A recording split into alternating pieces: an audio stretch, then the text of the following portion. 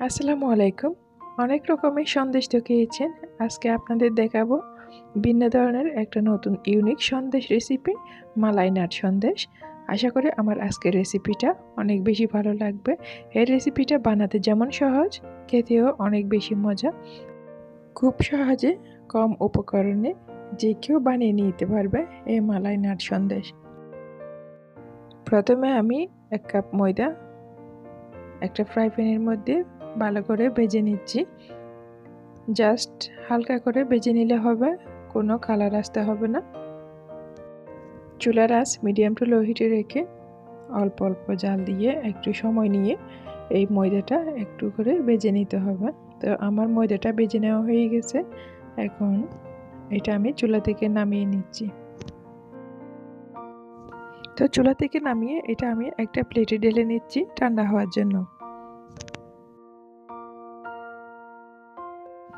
এরপরে আমি চুলায় আর একটা ফ্রাই প্যান বসিয়ে দিয়েছি। এর মধ্যে 1 কাপ চিনি দিয়ে দিয়েছি এবং 1 কাপ চিনির মধ্যে আমি 1.5 কাপ পানি দিয়েছি।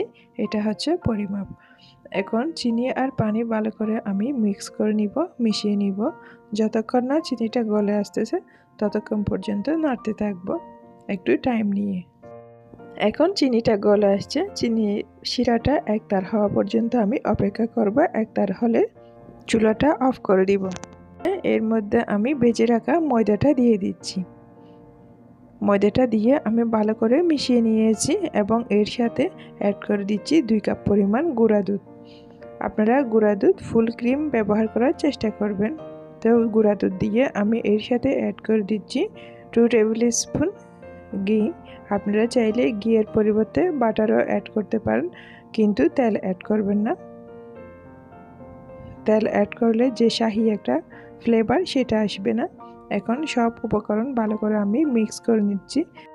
এই পর্যায়ে চুলার জাল অফ থাকবে। অফ অবস্থায় আমি এটা ভালো করে মিশিয়ে নিচ্ছি। এখন এটা আমি ফ্যানের নিচে অথবা এসির নিচে আমি ঠান্ডা করতে দিব 2 ঘন্টার জন্য। তো 2 ঘন্টা পর এটা শক্ত হয়ে আসছে। এখন আমি একটা ফয়েল পেপারে ঢেলে 2 ভাগ করে নিয়েছি। আমি যে অংশটা বেশি রেখেছি সেই অংশে আমি কিছুটা কাজু বাদাম আর কিছুটা খেজুর অ্যাড করে ভালো করে মিক্স করে নিচ্ছি। আপনারা আপনাদের পছন্দ অনুযায়ী ড্রাই ফ্রুটস ব্যবহার করতে পারেন। এখন বাদাম মিশানো অংশটা এক পাশে রেখে আরেকটা পাশ আমি বেলে নিচ্ছি। বেলে নেওয়া হয়ে গেছে। এখন এর উপর আমি বাদাম মিশানো মিক্সারটা দিয়ে ভালো করে এটা ফোল্ড করে নিচ্ছি। ফোল্ড করে এটা আমি 2 ঘন্টার জন্য নর্মাল ফ্রিজে রেখে দিব।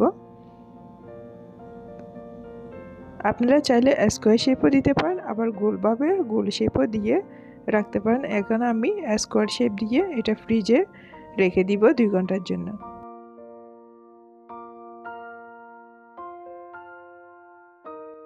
দুই ঘন্টা পর আমি এটা বের করে নিয়েছি। এখন আমি সুন্দর করে শেপ দিয়ে কেটে নিচ্ছি। তো আশা করি আমার আজকের রেসিপিটা আপনাদের ভীষণ ভালো লেগেছে। যদি ভালো লাগে একটা লাইক দিবেন, আমার চ্যানেলটা সাবস্ক্রাইব করে দিবেন আর আপনাদের ফ্রেন্ডস অ্যান্ড ফ্যামিলির সাথে বেশি বেশি করে শেয়ার করবেন। আমার চ্যানেলে আরও মজার মজার নতুন নতুন ইউনিক রেসিপি আছে। আপনারা চাইলে আমার চ্যানেলটা ভিজিট করে আসতে পারেন। তো এখন তৈরি হয়ে গেল মালাই নাট সন্দেশ। এই সন্দেশ রেসিপিটা বানিয়ে যদি কাউকে খাওয়ান, সে বুঝতেই পারবে না বাসায় বানিয়ে আপনি তাকে খেতে দিয়েছেন, মনে করবে বেকারি থেকে আনা হয়েছে। তো আজ এই পর্যন্ত। সবাই ভালো থাকবেন, সুস্থ থাকবেন। আসসালামু আলাইকুম।